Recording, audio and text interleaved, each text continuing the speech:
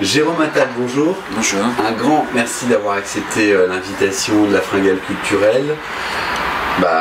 On se voit de nouveau pour les jonquilles de Green Park cette fois-ci, un nouveau roman. On dit de nouveau ou à nouveau? Je sais jamais. Je sais plus. C'était bien, c'était très bien, pardon d'être intervenu, c'était superbe.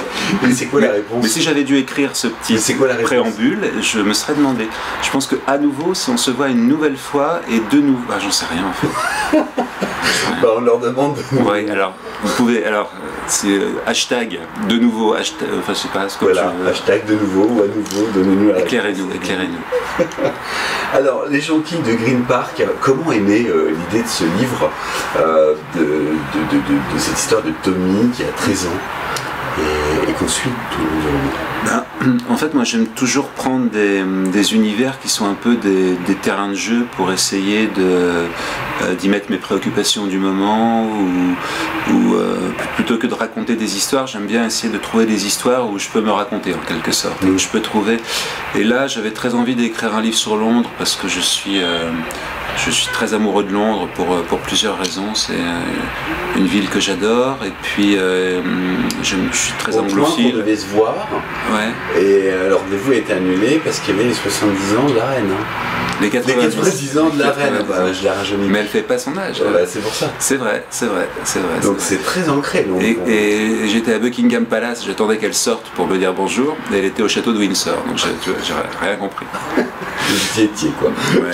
Mais oui voilà, donc non c'était voilà, puis cette ville de Londres sous les bombes hitlériennes, ça permettait aussi de faire un peu des parallèles avec ce qui se passe aujourd'hui dans le monde, que ce soit en Syrie ou ailleurs, ou dans des villes bombardées, ou dans des villes qui ne sont pas bombardées, mais qui peuvent être du jour au lendemain bombardées. Enfin voilà, ça me permettait, c'était un champ d'action, et puis j'aime aussi beaucoup travailler sur, moi je suis toujours, c'est mon côté François Truffaut, j'adore l'adolescence, donc ce côté découverte du monde, et l'idée de ce jeune héros qui s'appelle Toby Bradford, il essaye aussi dans un monde qui part en sucette de préserver le plus possible la gourmandise de son adolescence. Alors on est dans les années 40, septembre 40, et l'objectif c'est de fêter Noël.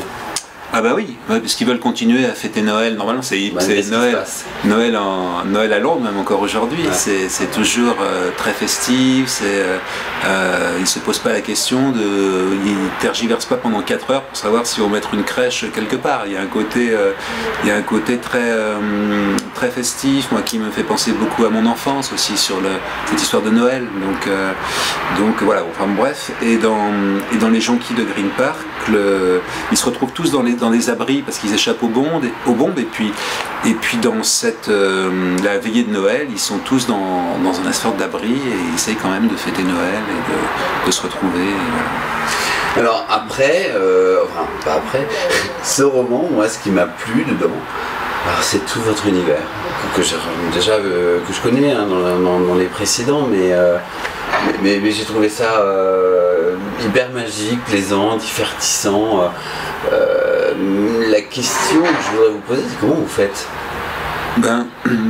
Moi c'est toujours difficile de parler de son livre parce que je fais de la fiction, donc j'ai pas vraiment des choses, même si c'est une période réelle, mais c'est pas des faits divers, j'ai pas des trucs où c'est pas des biopics, j'ai pas beaucoup de choses auxquelles me rattacher, mais j'essaye de développer un univers personnel et une façon de voir les choses qui me plaît aussi dans la littérature en tant que lecteur.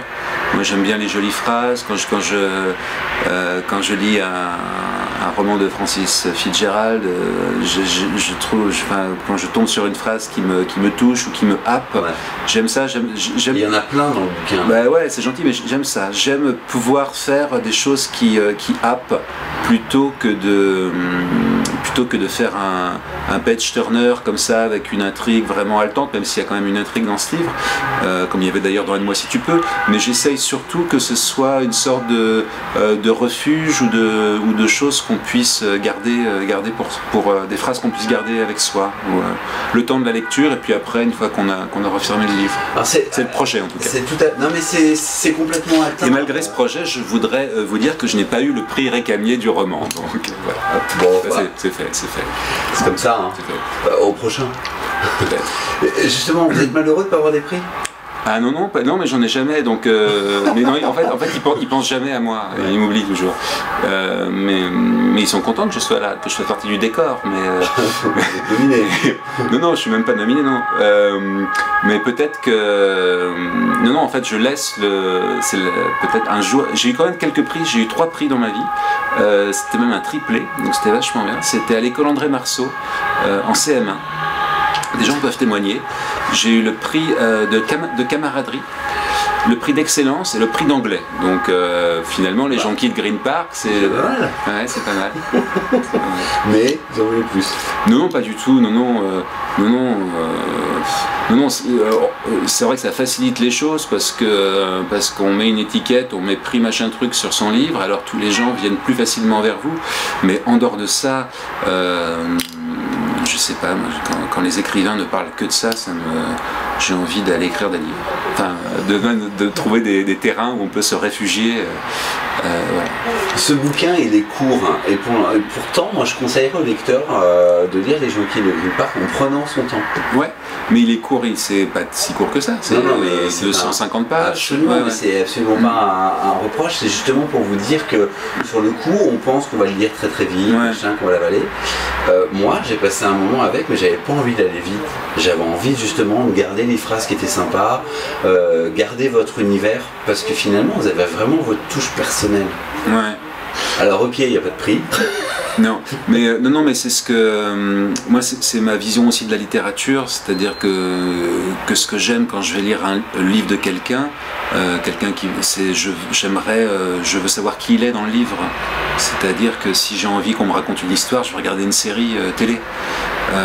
Dans la littérature, j'ai envie de connaître l'âme de la personne qui a passé son temps à chercher des mots et à écrire des phrases. C'est pour moi la différence entre... Bon, même si dans le cinéma, on peut, quand on regarde un film de Kubrick ou de Truffaut ou de je sais pas qui, on voit l'âme du type. Mais dans la littérature, moi, quand je désire lire le livre de quelqu'un, c'est parce que il y a quelque chose qui me touche et j'ai envie de savoir qui écrit. Voilà, quel est l'auteur et quelle est la viscéralité. C'est comme vous me demandez pourquoi Londres et tout ça. J'ai envie de savoir qu'est-ce qui est nécessaire et qu'est-ce qui est pour l'auteur dans son livre.